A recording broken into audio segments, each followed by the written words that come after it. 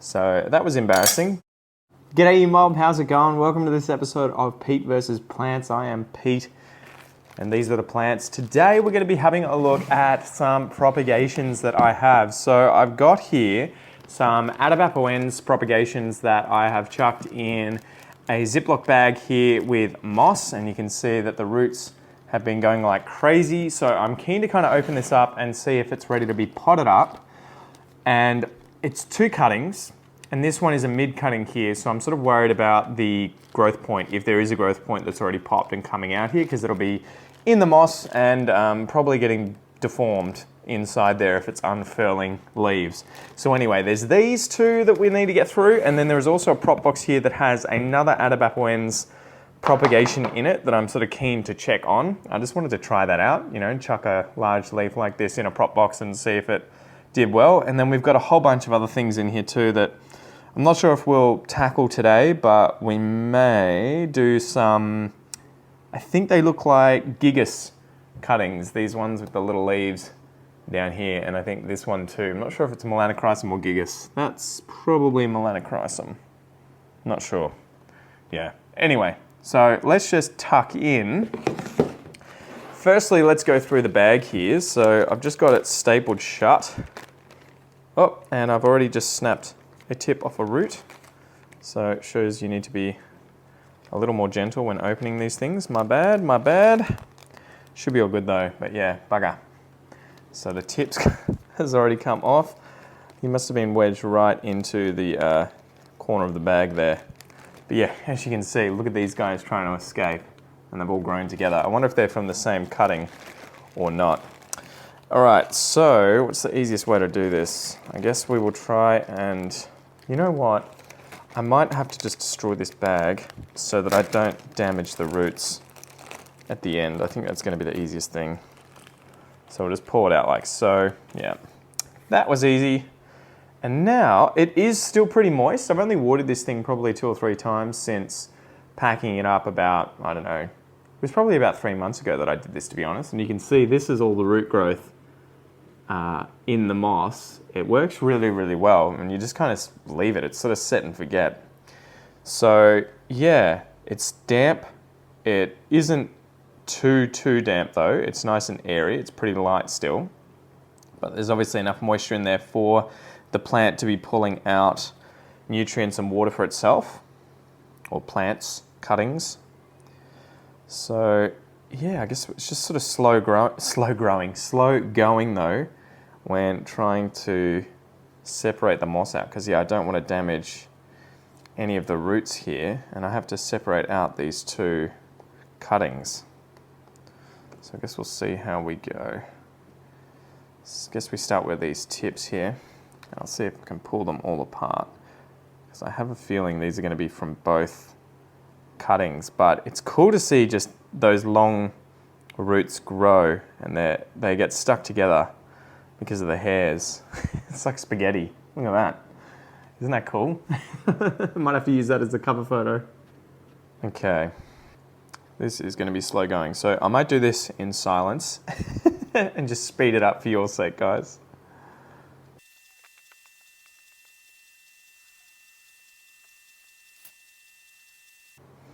Oh, you know what? It's not actually a tip, mid cutting and a tip cutting. I always thought that's what it was. I had totally forgotten. This leaf is actually connected to the base of this cutting, so it is actually an individual cutting. Wow, okay, cool. Confusion solved. So there will not be a growth point below here, or at least probably not, that I need to worry about, which is cool.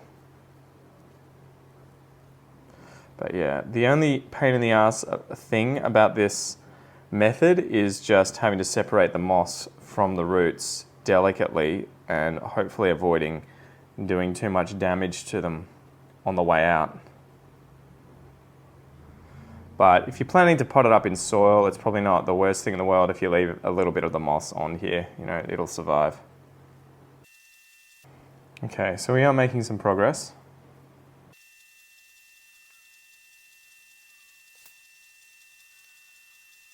All right, I think we're probably at the point where I'm kind of like, that is probably enough, but hopefully you guys can see there are loads and loads of secondary roots, especially like in here. It's all just like a mat of secondary roots, and these two ones are all connected here. So that has worked really well, and I guess this is what you should potentially expect if you are using a Ziplock bag with some moss and you chuck a plant in there for, I don't know, probably about 3 months. So I think I might just pot this guy up in soil, because the ultimate goal I have is obviously putting this dude on a pole, and I've got a few other atabapoense that I also want to put with it, because I'd love a really bushy pole, because these guys tend to get pretty leggy, but I don't know. That's what I've got in my head at the moment, so we might give that a go. I'll put this guy to the side for now, and we'll have a look at this prop box and see if we can easily get out this other atabapoense cutting, and I think it's done well. I have a feeling that this long root that's sort of going all the way around is from this cutting, so I might start with that. And I've got a whole bunch of stuff in here, so I think I'm going to end up just disrupting everything. I might just have to pull. Oh, okay, that was easier than I thought. So it does look like it's got secondary roots, but it's just shot out this main long root here. And interestingly, it doesn't look like the growth point has popped on it. I can't see any axial bud growth on this thing. So I might have to just chuck it on the soil at sort of soil height like that and hope that it comes out at some point. It may not have been getting enough light, or it may just have been working on the roots first and then worrying about it later.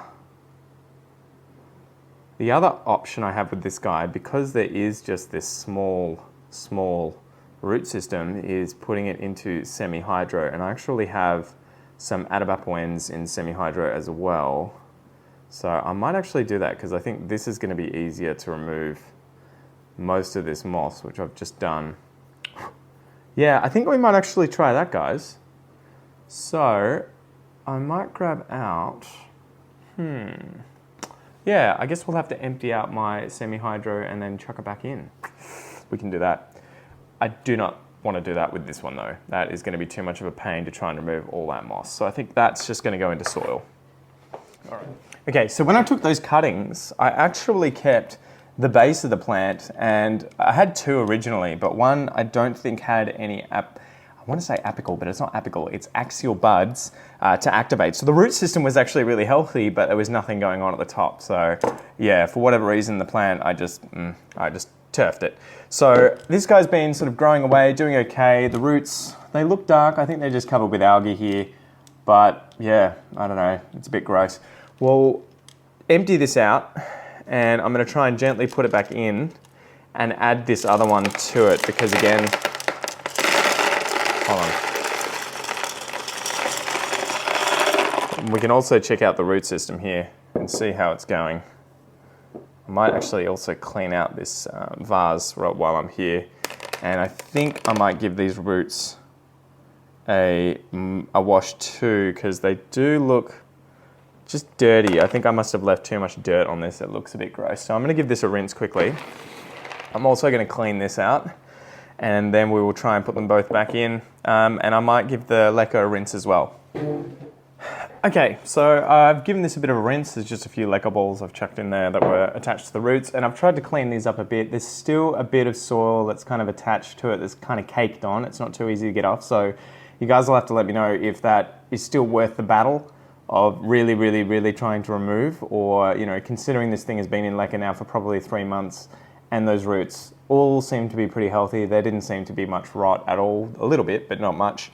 Perhaps it's not too big a deal. So I think I will just leave it like that to avoid messing around with it too much more and causing more damage, because, yeah, I don't want it to take forever to grow. Just keep going, mate. Just keep going. Yeah, so I guess we'll put a little... Oh, I've got to rinse the leca first. Back and tick. Forgot to do that, Jesus. So, giving it a rinse. Going to give it a bit of a reservoir here. So,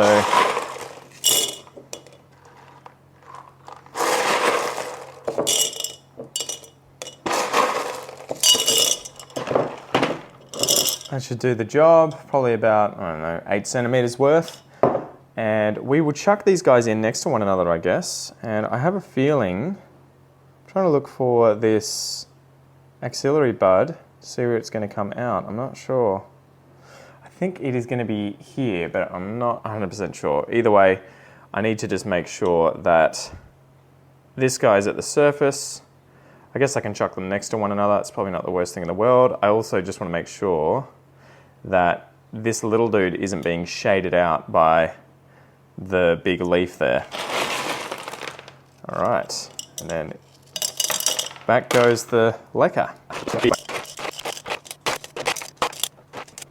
I need some implement, tag should do, to just get some of these balls to fall further down with the roots here on the side. The good thing about the tag here is you can kind of shove it down and then turn it sideways to create space.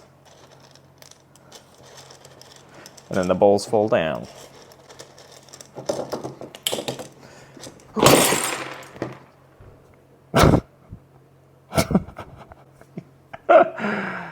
That sounded as bad as it is.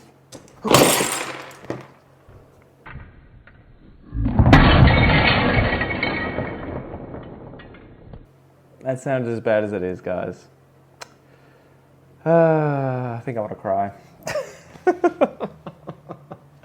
It was funny, we got the cat, right? We got this new cat, and I was expecting the cat to be worse to the plants than I am, but I think I'm the one that the plants need to be looking out for. Okay, so I'm going to throw this out. The good thing about these vases is they seem to shatter into large pieces. So, and I say that because I've broken one or two now. Hopefully there aren't too many shards of glass here, but I think it's just going to be a few of these large pieces. So that was embarrassing, but it's part of real life, guys. Stuff breaks. So I guess we'll keep that in the video. Okay, so I just want to be sure that I've gotten all the glass before I start grabbing at the leca here on the table, because I kind of like having tendons intact and functioning fingers.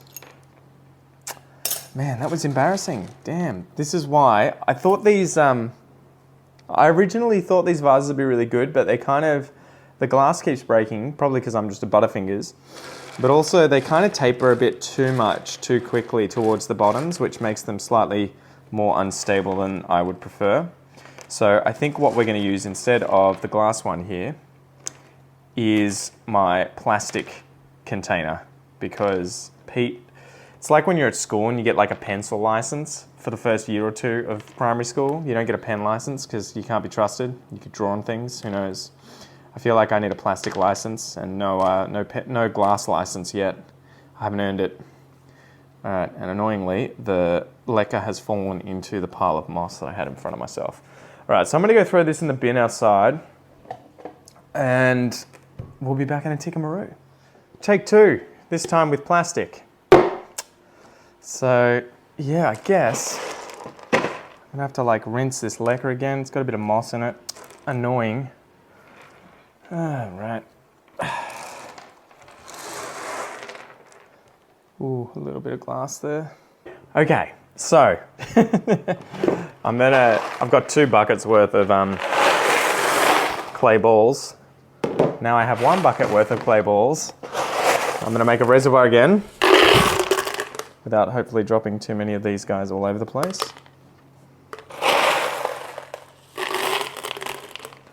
Okay, so about that much. Could be a bit too much. There we go, that'll do. That'll do, pig. And we'll take the plants one more time and make sure their roots are all the way down there. Put them next to one another and fill this guy up.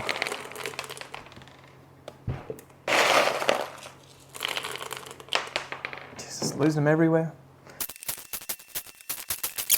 And I just thought, how epic would it be to have a variegated atabapoense? I haven't seen any of those going around yet. I wonder if they are a thing anywhere. You guys will have to let me know. Have you seen a variegated atabapoense anywhere? Are they a thing?